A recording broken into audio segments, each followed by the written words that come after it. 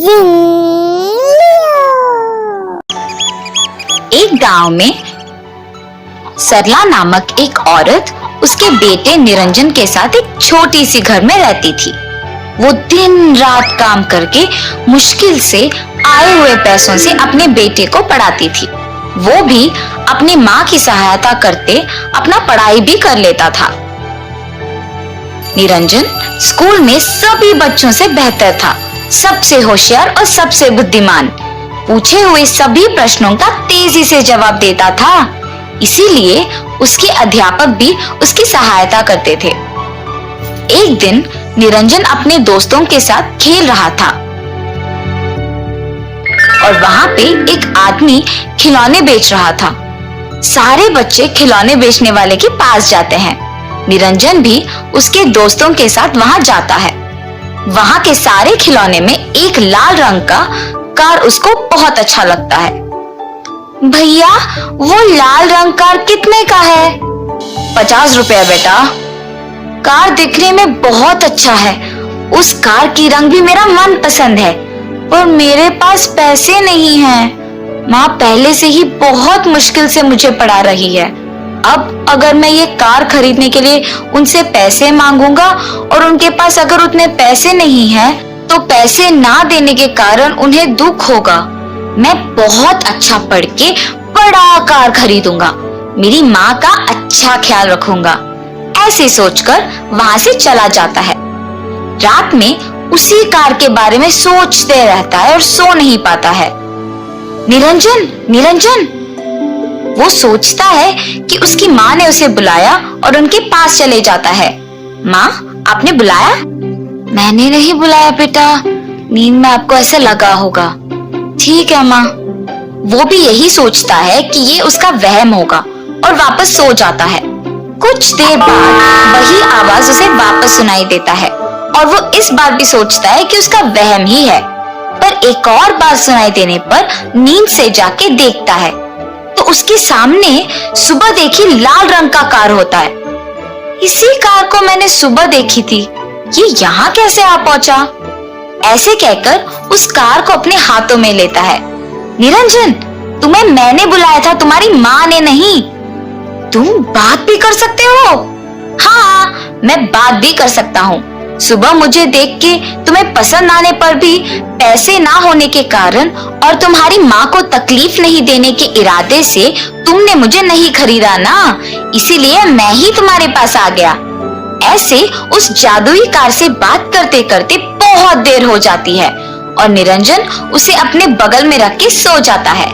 रात को देर से सोने के कारण सुबह निरंजन स्कूल के लिए समय पर नहीं उठता है। निरंजन, स्कूल के लिए देर हो रही है बेटा, उठ जाओ। माँ, स्कूल का समय हो गया, आज बहुत देर तक सोया मैं। ऐसे कहकर बहुत जल्दी से स्कूल के लिए तैयार हो जाता है और स्कूल के लिए पैदल जा रहा था जब बहुत देर हो गया। सब लोग स्कूल पहुंच भी गए होंगे। देर से जाऊंगा तो अध्यापक डांटेगी। काश कोई मुझे स्कूल तक छोड़ देता। ऐसे सोचते ही वही लाल रंग का कार उसके सामने प्रकट होता है। निरंजन, आओ तुम्हें स्कूल छोड़ देता हूँ। तुम इतने छोटे हो, मुझे कैसे लेके जाओगे? ऐसे कहते ही कार बड़ा बन जाता है। ये देख निरंजन आश्चर्यचकित रह जाता है। तुम बड़ा भी बन सकते हो? हाँ, बन सकता हूँ, मैं कुछ भी कर सकता हूँ। अब चलो मेरे साथ, तुम्हें स्कूल छोड़ देता हूँ। निरंजन के कार में बैठते ही अपने आप वो गाड़ी हवा में उड़ने लगती है। तुम सचमुच एक जादुई कार हो। ऐसे हवा से जब देखता है तो सारे लोग नीचे छोटे दिखते हैं। स्कूल पहुंचने पर कार रुकती है। शाम को भी मुझे लेने आओगे? जरूर, तुम जब भी मेरे बारे में सोचोगे मैं तुम्हारे सामने आ जाऊंगा। निरंजन समय पर स्कूल पहुंचने पर खुशी खुशी चला जाता है। शाम को स्कूल के बाद निरंजन कार के बारे में सोचता है और कार उसे वापस घर छोड़ने आ जाता है। वो जब कार में बैठ के हवा में जाता है तो सारे बच्चे देखते ही रह जाते हैं। Super car, super car, super car. Niranjan की माँ घर के पास काम करती होती है। जब वो कार घर के सामने रुकता है और निरंजन उसमें से उतरता है। उसकी माँ देख के दंग रह जाती है। निरंजन, ये कार किसका है? ये कोई जादुई कार लगता है, अपने आप हवा में उड़ रही है।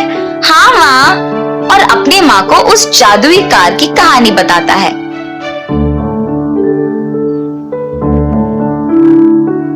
माँ, तुम्हें भी कार में सैर कराता हूँ, चलो चलो। ऐसे निरंजन गाड़ी में अपनी माँ को घुमाता है और इतना ही नहीं, सारे गांव में जिस किसी को भी अस्पताल जाने का था उन्हें ले जाता था,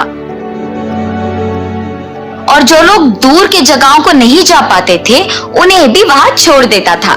ऐसे उस जादुई कार की सहायता से सबकी मदद करते हुए अपना पढ़ाई करता था। एक दिन निरंजन कार में जाते हुए नीचे देखता है कि कुछ लोग एक जगह पे इकट्ठा हुए। क्या हुआ? सब लोग इधर इकट्ठा क्यों हुए? निरंजन, यहाँ पे एक बूढ़ी औरत है जिनका तबीयत खराब है बेटा। वो चलने की स्थिति में भी नहीं है। अस्पताल को लेके जाना है मगर वो बहुत दूर है और हम सोच ही रहे थे कि कैसे चले और तुम समय पे आ गए। ठीक है, आइए हम उन्हें अस्पताल लेके जाते हैं। ऐसे निरंजन उस बूढ़ी औरत को अस्पताल लेके जाता है और इस वजह से स्कूल नहीं जा पाता है। वो घर वापस लौट के जाता है। घर जाके निरंजन अपने स्कूल ना जाने के बारे में सोचता है। ऐसे ही सबको मदद करने की वजह से मैं स्कूल नहीं जा पा रहा हूँ। मेरे गांव में बहुत लोगों को मदद की जरूरत है और मैं अच्छे से पढ़कर अपने माँ की अच्छी देखभाल करूंगा। पर अगर ऐसे ही मैं सबकी मदद करने में व्यस्त रहा तो स्कूल नहीं जा पाऊंगा और पढ़ नहीं पाऊंगा। इसीलिए अगर मैं ये जादुई कार जमींदार को दे दूंगा तो वो सबकी मदद करेंगे और मैं भी स्कूल जा पाऊंगा। ये सही उपाय है। ऐसे ही ये कार सबके मुश्किलों में काम आ सकता है। ऐसे सोचकर निरंजन जमींदार के पास जा पहुंचता है। प्रभु, मेरे पास जादुई गाड़ी है, मुझे स्कूल जाना है, इसीलिए मैं सबको ठीक से मदद नहीं कर पा रहा। ये गाड़ी अगर आपके पास रहे तो आप समय पे सबका मदद कर सकते हैं, इसीलिए इसको मैं आपके पास छोड़ने आया हूँ। तुम सचमुच एक बहुत अच्छे इंसान हो निरंजन, इसीलिए गांव में सबकी भलाई सोचकर तुम इसे मेरे पास लाए। तुम्हारे सोच के ही अनुसार इसे सबकी मदद करने के लिए उपयोग करूंगा। ऐसे कहने पर निरंजन खुश होकर अपने घर वापस चले जाता है। जमींदार उनके वचन के अनुसार गांव में सेवकों के द्वारा मुश्किल समय में सबका मदद करते हैं।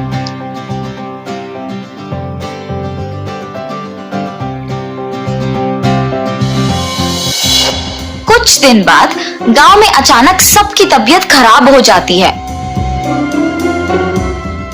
तब इस समय में बहुत लोगों को कार की जरूरत होगी। अगर मैं सैर के लिए पैसे लूंगा तो बहुत पैसे कमा सकता हूँ। अब सभी का तबीयत खराब है तो लोग कोई भी कीमत पे अस्पताल लेके जाने के लिए मान जाएंगे। मुझे पैसे लेके ही उन लोगों को अस्पताल लेके जाना होगा। अगले दिन से पैसे वसूल करके ही जमींदार सारे बीमार लोगों को अस्पताल लेके जाता था। प्रजा जमींदार के इस व्यवहार देख दुखी होते हैं।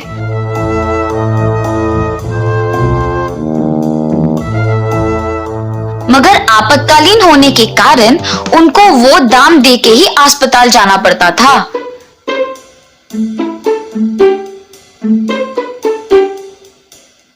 जमींदार कार का बुरा उपयोग करते देख और सारी प्रजा बहुत दुखी रहते देख वो जादुई कार वापस छोटा बन जाता है और जमींदार कुछ नहीं कर पाता है और दुखी भी होता है कि कार पे पैसे अब उनको नहीं मिलेंगे। कुछ दिन बाद जमींदार खुद बीमार पड़ जाते हैं और चलने की स्थिति में नहीं होते हैं। कार के छोटा होने के कारण उन्हें समझ में ही नहीं आता है कि अस्पताल कैसे चले। उसी तरफ जाते हुए निरंजन ये सब देख उस जमींदार के यहाँ जाते हैं। उन्हें बीमार देख उसे दुखी होती है। आप प्रभु को कार में क्यों नहीं लेके जाते? बेटा, कुछ दिन पहले ही ये कार वापस छोटा बन गया। तब से सब प्रभु की तरह कष्ट ले रहे हैं। ये सब सुन के निरंजन को अचानक याद आता है कि जादुई कार ने उससे कहा था कि जब भी तुम मुझे बुलाओगे मैं तुम्हारे सामने आ जाऊंगा। और वो कार के बारे में सोचता है। तुरंत कार उसके सामने आ जाता है और वो जमींदार को अस्पताल लेके जाता है।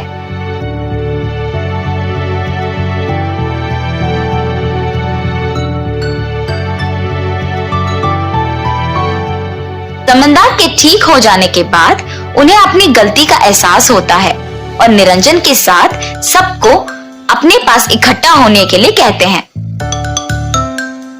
निरंजन, तुम एक अच्छे सोच से इस जादुई कार को मुझे सौंप दी और मैंने इसका गलत इस्तेमाल किया।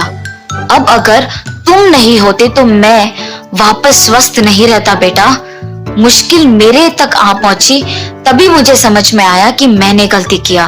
अब आइंदा मैं ऐसे कभी नहीं करूंगा। ऐसे जमींदार सबके सामने अपनी गलती का इजहार करते हैं और निरंजन की तारीफ करते हैं। उसके बाद से कभी भी उस जादुई कार का गलत इस्तेमाल नहीं करते हैं और सारी प्रजा खुश रहती है। निरंजन के इस अच्छी विचार के कारण सब खुश होते देख उसकी माँ भी बहुत खुश होती है। एक समय की बात है, एक कबूतर था जो पेड़ पर एक घोंसले में रहता था। वो पेड़ एक घर की रसोई के बहुत पास था।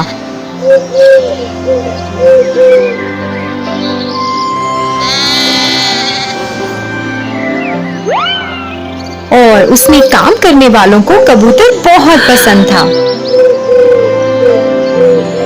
वो लोग अक्सर उसे दाना डालते थे और उसका खूब ख्याल रखते थे। कबूतर अपनी जिंदगी से खुश था और उसे अपने घर से बहुत प्यार था। उस पेड़ के पास एक और पेड़ था जिस पर एक कौवा रहता था। वो बहुत ही आलसी था और सबको परेशान भी करता रहता था। वो दूसरे पंछियों का खाना ले लेता था और कभी उनका घोंसला भी खराब कर देता था क्योंकि उसे खुद मेहनत करने में आलस आता था। एक दिन कौवे ने कबूतर को उस रसोई से खाना लाते देखा। उसने देखा कि रसोई में काम करने वाले कबूतर के प्रति बहुत दयालु हैं और उसे भी ऐसा आराम चाहिए था। फिर एक सुहानी सुबह का दिन था जब कबूतर अपना घोंसला साफ कर रहा था और अपनी पसंदीदा धुन गुनगुना रहा था। जब वो अपने घोंसले के लिए नई झाड़ियां उठा रहा था तभी उसका पैर घास में फंस गया। वो अपना पैर निकालने के लिए बहुत संघर्ष कर रहा था। फिर अचानक उसने ऊपर उस काले कौवे को देखा। फिर कौवा बोला, हेलो दोस्त, ऐसा लगता है कि तुम फंस गए हो। क्या मैं तुम्हारी मदद कर सकता हूँ? कोई बात नहीं, मैं ठीक हूँ, कबूतर ने कहा। अरे छोड़ो, मैं तुम्हें बाहर निकालता हूँ। कौवे ने झाड़ियों को खींचा और कबूतर का पैर बाहर आ गया। शुक्रिया दोस्त, तुम्हारा दिन खुशहाल रहे, कबूतर ने कहा। फिर जैसे ही कबूतर उड़ने लगा, कौवे ने उसे रोका। थोड़ा रुको दोस्त, शायद तुम मेरी मदद कर सकते हो। बस एक छोटी सी बेनती है, क्या हम दोस्त बन सकते हैं? फिर कबूतर बोला, हाँ, हम शायद दोस्त बन सकते हैं। अरे वाह, अब दोस्त तो सबका मिल बांट कर करते हैं। मैंने सुना है तुम्हारा घोंसला बहुत बड़ा और सुंदर है। चलो वहां चलते हैं, कौवा बोला। कबूतर थोड़ा हिचकिचाया मगर मान गया। दोनों उड़ चले। जब कौवे ने घोंसला देखा वो बहुत खुश हुआ। कौवे को उस घोंसले में बहुत आराम मिला और उसने पूरा लुत्फ उठाने का सोचा। कबूतर ने उसे वहाँ रहने को और साथ में समय बिताने को कहा, जिससे वो खेलकूद और लोगों के बारे में गपशप कर सकें। पर जब खाने का समय हो गया, कौवे को अपने लिए खाने की तलाश करनी थी और अपना ध्यान रखना था। कुछ दिन बाद कौवा बहुत ही परेशान हो गया। जब वो कबूतर को अपना सारा खाना खुद खाते देखता, वो चाहता था कि कबूतर उसके लिए भी खाना लेकर आए, पर ऐसा ना हुआ। कौवा मांस खाना चाहता था, मगर कबूतर तो रसोई से सिर्फ दाने लेकर आता। कौवे से इंतजार नहीं हुआ और उसने तय किया कि वो खुद रसोई में खाना लाने जाएगा। एक दोपहर वो चिमनी से नीचे रसोई में गया। उसे मच्छी बनने की खुशबू आई और वो रुक ना पाया। उसने थोड़ा सा चखा और फिर थोड़ा और। फिर वो लालची हो गया और सारी मछली खाना चाहता था। इसी दौरान वो थाली जमीन पर गिर गई। घर के लोगों ने आवाज सुनी और भागते हुए रसोई में आ गए। कौवा थर-थर कांपने लगा और भागने की कोशिश करने लगा, मगर बहुत देर हो चुकी थी। एक आदमी ने उसे पकड़ लिया और दूसरे ने कटोरे से कौवे के सर पे मारा।